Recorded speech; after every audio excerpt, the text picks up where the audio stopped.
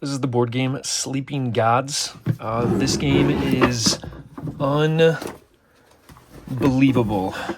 First of all, the box is extremely heavy. This is not a game that you would explain to someone in 10 minutes or probably even 30 minutes. But if you are looking for something that's going to take a time where you really got to sink your teeth into these rule books in order to learn everything that the game's got to go on, this is your game. Comically so, on the back of the box, it says 1 to 20 hours, because there's an ongoing campaign that you can play through, which is amazing. So since there's too much time for me to explain the rules, I just want to walk you through a little bit of what's going here in the game. Some of the resources that you get when you first open the box. There is a ton of stuff. It really does make you feel as though you get your money's worth. You get several copies of this right here.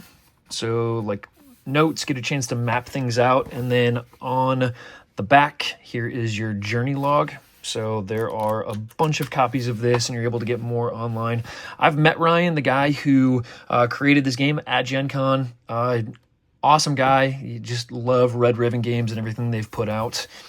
Here is one of the boards you can use. So the art for Red Raven is really cool. They've got a quick start guide and a much thicker rule book. So when I say you're probably going to take an evening to really learn and unpack everything that this game has to offer, I am not joking.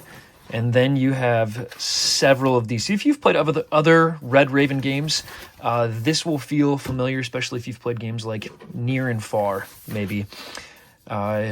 You've got box in order to separate out your cards. I'm just going to show you some of these that are in the box. If you can see, they're all numbered on the back here. 3, I'm just pulling out the first 47 right here. But there are plenty. The art style is so unique to Red Raven. It feels very much like they published and put this game together. And I love that. I'm thankful for that. Here's some of the characters.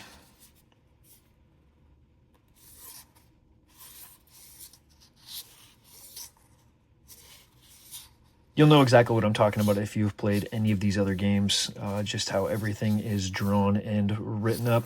This game has a lot of rules, a lot of pieces, but it is well worth the time. This is absolutely something that you do not have to get a group of people in order to play.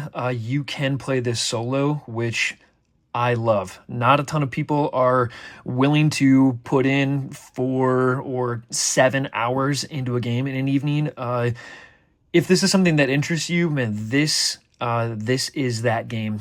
So I also love that even if you don't have that amount of time, you can put aside 30 minutes or 45 minutes or an hour towards the campaign and then come back to it again and again. This game has so much to offer. It's not for everyone just because of, like I said, how big the box is, how heavy it is, how long it's going to take you to do the rules. But for those of us that are really into that, this game kind of checks all of the boxes. Absolutely love it.